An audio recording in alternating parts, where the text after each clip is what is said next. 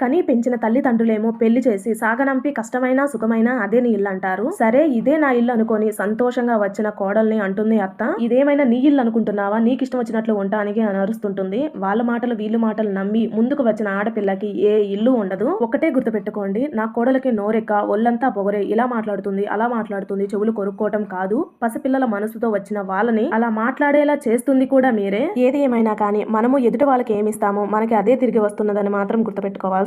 సర్లేండి, అందరికి నచ్చే దొండకాయ పచ్చడి ఎలా ప్రిపేర్ చేసుకోవాలో చూసేద్దామా. దానికంటే ముందు ఈ వీడియోలో కనిపిస్తున్న ఈ కడాయి చాలా బాగుంది, లింక్ అయితే షేర్ చేయండి అని అడుగుతున్నారు. ఇది ఆన్లైన్ లో తీసుకున్నది కాదండి, ఆఫ్లైన్ లోనే తీసుకున్నాను. నాకైతే చాలా ఫేవరెట్ కడాయి. ఇది మందంగా ఉంటుంది, నేను చేసే క్వాంటిటీస్ కి పర్ఫెక్ట్ గా ఉంటుంది, పట్టుకోవడానికి ఈజీగా ఉంటుంది. అందుకే నాకు ఈ కడాయి అంటే చాలా ఇష్టం. మోస్ట్లీ మన సూపర్ టేస్టీ రుచులన్నీ ఈ కడాయిలో చేస్తుంటాను. వారానికి 7 రోజులు, వంటికి 7 సవర్లు అన్నట్టు రోజు రోటి పచ్చడి ఉన్నా చాలు హ్యాపీగా బ్రతికేస్తాం అనుకున్న వాళ్ళు ఎంతో మంది ఉన్నారు. వాళ్ళల్లో నేను ఒకదాన్ని. మీరు కూడా ఉన్నారో లేదో కామెంట్ చేయండి. ఈ సంవత్సరం వచ్చిన సమ్మర్ చాలా కొత్తగా ఉంది కదా. అదేనండి, సమ్మర్ లో ఇలాంటి వర్షాలు పడుతుంటే బయట విపరీతంగా వర్షం పడుతుంది. పచ్చడి నూరుతూ కూర్చుంటే చల్లటి గాలి వస్తుంది. ఈ చల్లదనంలో హాయిగా వేడి అన్నంలో పచ్చడి వేసుకొని తింటే భలే ఉంటుంది. కానీ ప్రస్తుతానికి దోశలు వేసుకొని తింటున్నాను. ఈ గాలి వానికి ఎక్కడ కరెంట్ పోతుందో అని ఫాస్ట్ గా నూరేస్తున్నాను. సరే కానీ అందరికి నచ్చే ఈ దొండకాయ పచ్చడి వీడియో మీకు నచ్చినట్లయితే లైక్ చేసి షేర్ చేసి సబ్స్క్రైబ్ ఫర్ మోర్ వీడియో.